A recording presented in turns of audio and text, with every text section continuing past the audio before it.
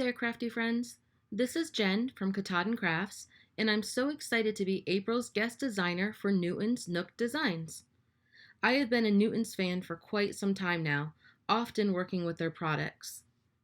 For today's card, I was inspired by our global events.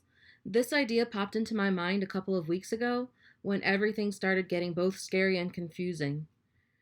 Newton's has some great travel stamps, and I wanted to show global unity in my project. I've often stated how crafting is my therapy.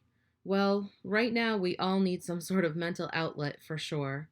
So please stay safe, everyone. Stay home if your job allows, and find your personal mental outlet. For this card, I used several different stamp sets. The first one is Newton Dreams of Italy, then Newton Dreams of Paris, Newton Dreams of New York, and Newton Dreams of London. Then I also used their cloud stencil and Lawn Fawn's 4-square backdrop for my background. Now I stamped with a Copic friendly ink onto Nina Solar White 110-pound cardstock, and I did all of the kitties in the same pattern, in the same colors. So I'm just going to show you one and then just know that I did all four the same exact way. And the Copics that I used on the kitties were Y35, Y38, YR15, and YR16. And then the ears, I used an R20. Now I just blended. I start from the light and go to the medium and then to the dark, and then I go back. And I wanted a space to be a little bit lighter, so I made sure that I only went over that area once. And then when I got to the desired blending that I wanted, I went ahead and I added his tiger stripes. So I normally do just like 3 right down the middle of his face, and then I did some on his tail as well, and then a couple on his cheeks. And now for the Empire State Building, I'm doing N0, N2, and N4. And I'm just doing simple coloring on this. There's a lot of spaces that I left white. I wanted all the windows to be white. If I use the stamp set again, or when I use the stamp set again, actually, because I absolutely love all of these Newton Dreams, I think that I want to try to do a nighttime one where I put some yellow into those windows and make it look like it's lit up. I was trying to give it a 3-dimensional look with the shadowing, so I went on each section of the building and put the darker color marker on that. And then I went right into Big Ben, and I used E51, E53, E55, and 57 for this one. So I did do 4, and I just I laid it down the complete E51 first, and then I went in with the 53 a little bit, and then again the 55. I go from light to darkest, and then I go back to the light E51, and I just went down the whole entire card to blend it all out again. So nothing really fancy on this, but it gave a good dimension and some nice shadows. And it was actually not that long ago that we took the kids and we went to New York City, and we actually went into the Empire State Building with them. It was really neat to see, and especially with everything that's happening in New York right now, I'm glad that they had that experience. And next is the Brooklyn Bridge, and I used N2, N4, and N5. And again, I just do the light, and I do some shadows with the darker, and then I blend it back out with the light. And then for the British flag, I used B24 and B28 for the blues. And then I just did a stripe of R27 and trying to leave some white space as well, so I get all the 3 colors in there. So I just did a little slit, little lines with the R27. And then for the New York shirt, I wanted more of a white shirt, but it kind of came out a little bit gray. I did want to show some shadowing and some dimension. And so that kind of turned a little bit grayer than I wanted, but I was okay with it at the end. And then I just touched in that heart with a little bit of red, R14 and R17. And I did the same thing with the Italy shirt, except actually with New York I used T0 and T1.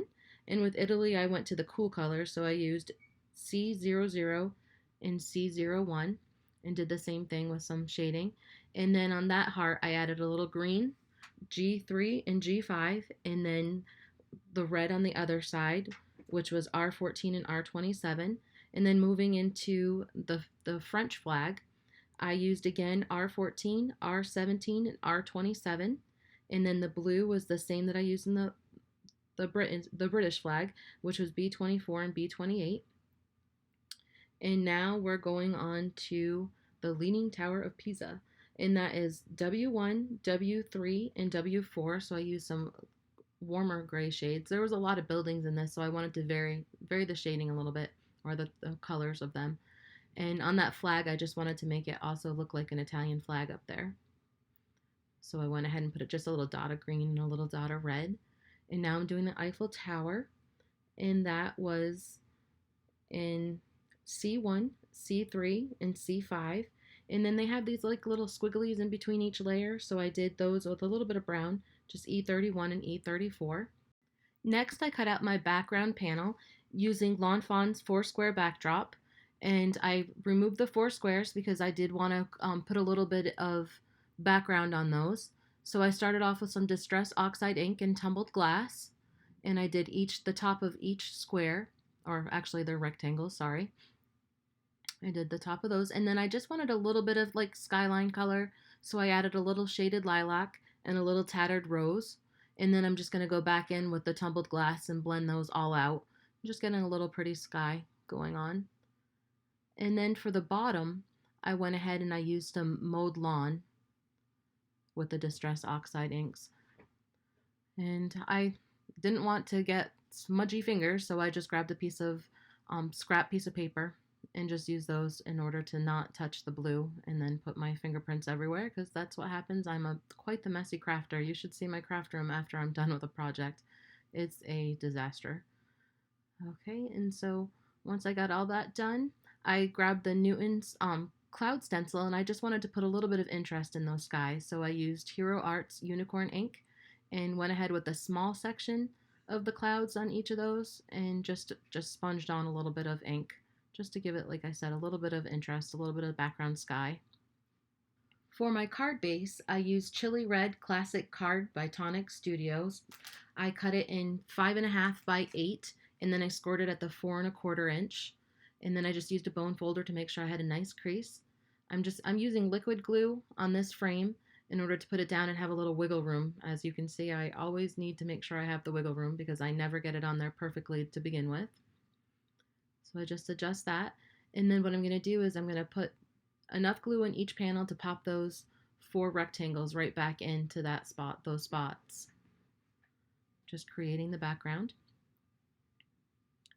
And again, I'm going to grab a piece of scrap paper in order to eliminate some of the fingerprints and push that down and get those nice and secure. And then it's time to assemble our card. I was really excited when I started assembling this card because, like I said, it's been in my mind for a couple of weeks now, and probably like a lot of us, I haven't been sleeping well, so I've been thinking at night, like waking up random times at night thinking about Newton's stamps and how I was going to make this card work. And so like seeing my vision come to life was really cool. And these 4 particular areas are really hit hard right now. We have England, Italy, France, and the United States. So it's definitely time to show support and love and unity for each other in this global epidemic that we're having. And seriously, who doesn't feel the love when looking at these stamps? Newton is super cute and can bring a big, huge smile to a lot of people. So to finish off my card, I wanted the sentiment that says we are all in this together. And because there's nothing out there that I've seen so far that has that, I went ahead and I printed it on my printer. And then I just used a banner die and cut that out and used foam dots and attached it to my finished project. Thank you so much to Newton's Nook Designs for this awesome opportunity. This card is definitely one of my most favorite that I've ever made. And please check out their website for all the details. It's at newtonsnookdesigns.com. And if you haven't done so already, make sure you subscribe to Newton's Nook Designs YouTube channel. You'll be sure to find lots of inspiration because they really do have a lot of fabulous products. Thank you, everybody. Stay safe and keep crafting.